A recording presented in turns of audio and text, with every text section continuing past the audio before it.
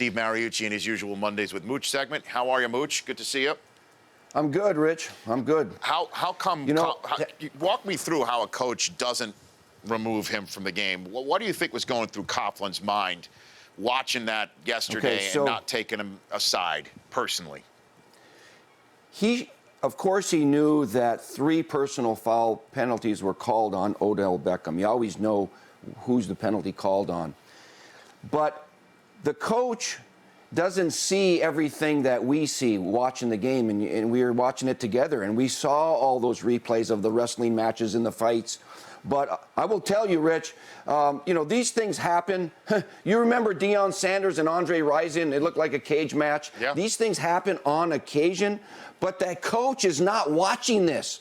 And the fans see the replays, but the coach doesn't see it, so he doesn't really know exactly what's going on. But the big one, the most egregious wrestling match or part of this fighting was the helmet-to-helmet hit. And I'll be quite honest with you, Rich, and I'm on the player safety advisory panel, and watching this one right here where he came in, speared him with his crown of his helmet, could have knocked this guy out. This is not only uncalled for, this should have been an ejection. It makes me sick to my stomach to watch that right there. That could have ruined Josh Norman's career. And if this were college football, targeting, boom, you're out. It's very simple. It's in the rule book. You're out for the full game, the rest of this game and next game or whatever that is.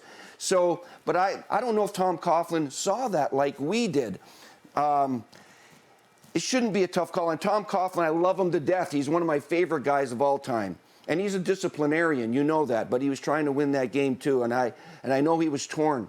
Let me tell you a quick story when I was coaching. Yes. All right? So you've been in a position like this before? Where you had Matt Willig on your set. Yes, we did. Right? Yes, we did. 2 days ago, and he's crazy. All right, he's crazy. He wasn't the craziest guy on our team, though.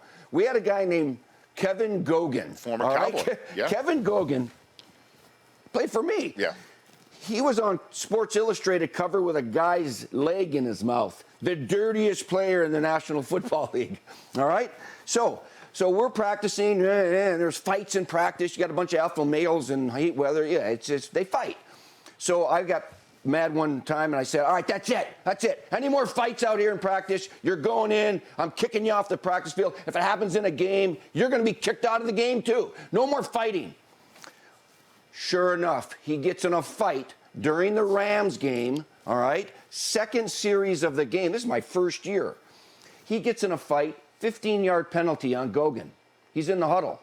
And I'm going, oh, geez. I said this to the team that if you get a penalty for fighting, you're out.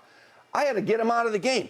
So I grabbed the lineman, going for Gogan. He wouldn't even come out of the huddle. There's like going to be a fight in the huddle. No kidding. So finally he comes out. Rich, he is in my face. He goes, what are you doing? You can't pull me out of the game. I just did. You're no more fighting. I told you. I thought he was going to bite my face off, all right? Mm-hmm. This guy's an angry big man. He's 6'8", 345. And I pulled him out of the game. And I said, go sit down. Settle down and sit down. He came. I wouldn't put him back in. I thought he was going to kill me, all right? So about the third quarter, he comes over, says, put me back in. He goes, I'm settled down. I go, I'm not. I kept him out of the game. And then finally, I put him back in the fourth quarter. But it was kind of scary for me because I thought he was going to just whoa. But, it didn't happen again, though, right? It didn't happen again. Sometimes Tom Coughlin wanted Odell Beckham to kind of come out of it and regroup and finish the game by the rule. He didn't. Sometimes it's best just to ground that guy. You go to your bedroom, you're grounded for like 3 days. So do you Sometimes you have to do that, Rich. Steve Mariucci joining me here, and you are on that player safety commission with John Madden and others. Do you think the league right now, as it's deciding what to do with Odell Beckham, is also called up Terry McAulay and say, how in the world did you not eject him? Because I know what a coach may not be able to see something from the sideline, but do you think they're doing that? Absolutely. I think some of those officials are getting downgraded absolutely right now as we speak. And I know there were flags thrown, okay? But when you have, you sometimes you see teams fighting in pregame warm-ups, and the officials have to control it. You have to control the game. And whether that means warn them, eject them, flag them, talk to the coaches, the officials are in charge, just like a referee in boxing. You have to control the fight. And I don't think the officials did a good enough job. They're going to get downgraded, I promise you. And the more I see that hit, the fighting in the wrestling matches in the face, that happens sometimes, with young players. And they do have to learn to control their emotions. But the helmet-to-helmet hit should deserve a huge fine. I don't know what's huge anymore, 50 grand, more than that, I don't know. But I wouldn't be surprised if they suspend him for their next game against the Eagles. I wouldn't be surprised at all. And Steve, I want you to tell this story. You've told me this story before. And just to give our listeners and our viewers here with Steve Mariucci in our Mondays with Mooch segment, just how sometimes difficult it is for you to see something from the sideline as a coach, even though we, sitting at home, are seeing it 15, 16 different replays. The T.O. Sharpie incident, where he took that Sharpie out of his sock. You have the floor. Yeah, I didn't see it.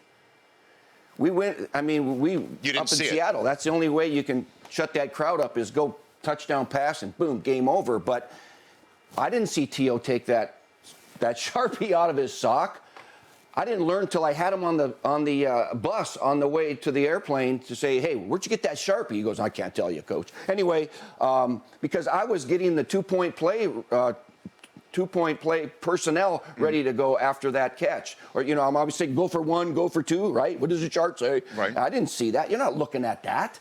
I didn't even see T.O. go to the star the first time because I was getting the field goal, the extra point team on the field. The coach doesn't see what the fans see. Television is so awesome with replays and angles and views and 36 cameras or 20 cameras, whatever it is per game. And they have a great viewer experience. The coach is standing ground level, and you don't watch that. You're looking at your call sheet. You're talking to people. You're looking at other things. There's no way Tom Coughlin saw the things that we saw on television. So who told you that T.O. pulled out a Sharpie, signed the ball, and who told you that? The media, when I was doing my press conference at the end of the game. We win the game. We're feeling anyway. What do you think about the Sharpie? What? What do you think about the Sharpie that T.O. pulled out of his sock? I had no idea what they were talking about.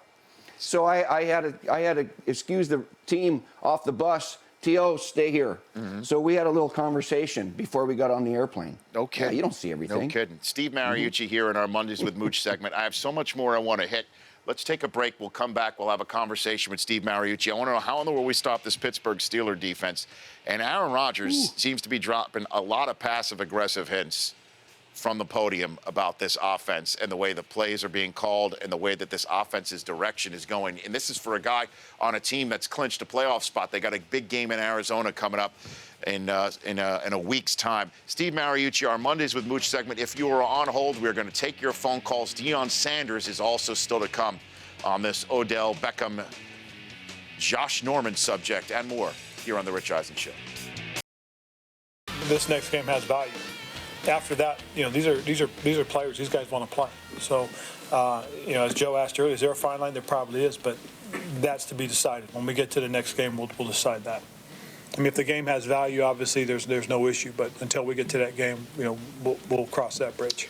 Well, the Carolina at Atlanta game has value because the Carolina Panthers have not clinched home field throughout the entire playoffs in the NFC, and they could do that with a win in Atlanta. So it's not all completely wrapped up for the Carolina Panthers. So Steve Mariucci, who's still here on his Mondays with Mooch segment, that was Ron Rivera about, again, 45, 50 minutes ago. Do you think he should continue playing everybody, no matter what, when it's all said and done? Well, they're going to be playing the early game at Atlanta, and so that game is important for them for home field. Home field advantage is important, all right? So you got to play for that. Obviously, if a guy's hurt, you don't play him.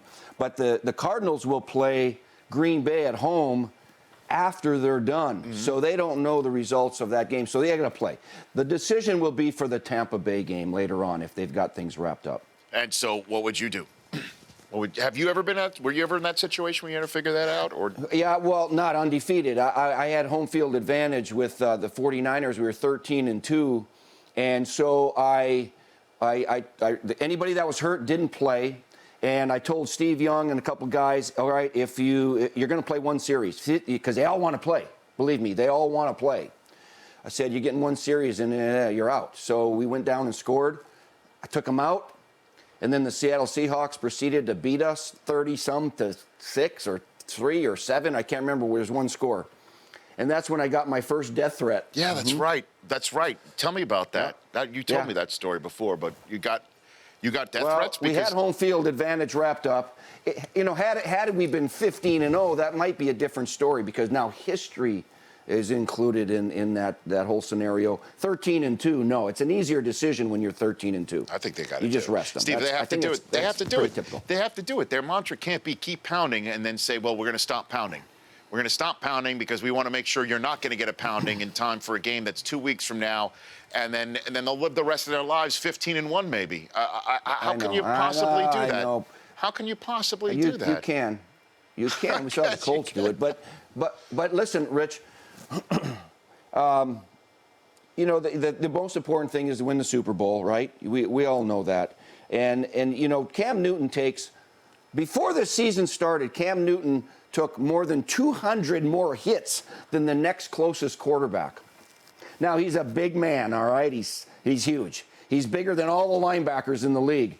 But, man, you keep exposing him, and part of their run game, a large part of their run game is him carrying the football, and he's taking a whole lot of hits. So, you got to be smart, too, and you can't say, all right, I'm just going to let you play a little bit and we're going to win. Because usually when you rest players, you lose. Let's just face it. When you rest players, you lose. Oh, no, there's no question about it. And the Colts did lose. The Colts did lose in 2009, but they made the Super Bowl, and the reason why they lost the Super Bowl wasn't because they rested their players. So that's where the pounding occurs. Again, you just keep pounding. I was going to say this, Sure. Rich. I think this is overrated. You say, well, you're going to get a bye already. Shouldn't that be enough to rest? No. A bye is awesome. Believe me, there's nobody in the league that doesn't love a bye, all right? So you're saying, oh, you're going to get another week in front of that bye. Oh, you got a 2-week bye. You're going to be rusty. You know what I say with that? Hogwash. Because we're going to watch college football. Maybe this is the college coach coming out in me too.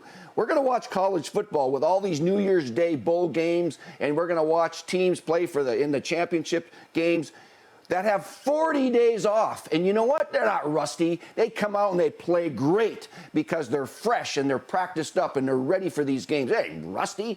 And so 2 weeks in the pros is not going to cause rust. Believe me, it's going to have a fresh team. And I really wholeheartedly believe that. Well, while we're on the subject of rust, let's talk Steel City. How in the world are you going to stop the Steelers' offense right now? How is that stoppable? You're not. You're going to have to outscore them. And they were down by 17 points. And so, but the way they're built, they're not a run-first team. They're not a smash-mouth, run the ball, lead the league in rushing kind of team anymore like with Franco Harris, all right? This team is built to throw, and that's what they do best. And so you're never out of a game if you're down by 14 or 17 or 20, whatever that is. And they prove that they can sling it. If Ben gets protected, he's hard to sack anyway because he's so big and strong. What a game that was. I mean, these teams will probably meet again somewhere in the playoffs, but you got to figure out how to outscore this Pittsburgh Steelers team. Antonio Brown is a beast. Right now, he's the best receiver in the National Football League. I'm not saying every year he's better than Megatron, but right now, their combination and how they're using him, he is so dynamic, it's fun to watch. What do you make of Aaron Rodgers' comments about the offense? Basically, he thinks they're inconsistent. He doesn't like he wasn't pleased with what the offense did yesterday, and then said something along the lines of needing to have a better identity about what they're trying to be, consistent. I mean, what do you make of that, Steve? Well, I don't know. I don't think he's throwing anybody under the bus. I hope he's not. I mean, he and Mike McCarthy have had so much success together. I don't think anybody's throwing anybody under any buses, okay?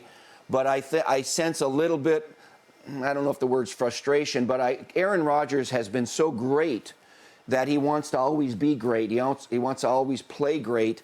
And sometimes offensively they haven't been. They've been pedestrian at times.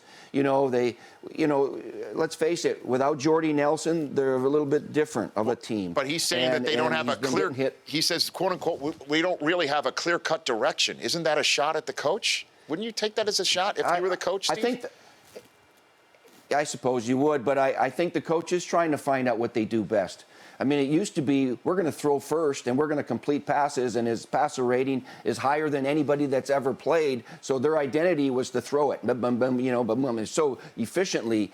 And now they're trying to help that team out with protections and the lack of Jordy Nelson by running the ball a little more often, and that hasn't been their identity. So with Eddie Lacy or James Starks, I think they're trying to be better at the run game, which is a little bit different than their old identity. So yeah, they probably are trying to find out what do we do best and how do we win games. And sometimes the game plans change. That's not a bad thing. You see the New England Patriots change their game plan every week. Right. And I think Aaron's got to be a little bit more flexible that way. Steve, thanks for the time, bud. We'll see you on Thursday in Oakland.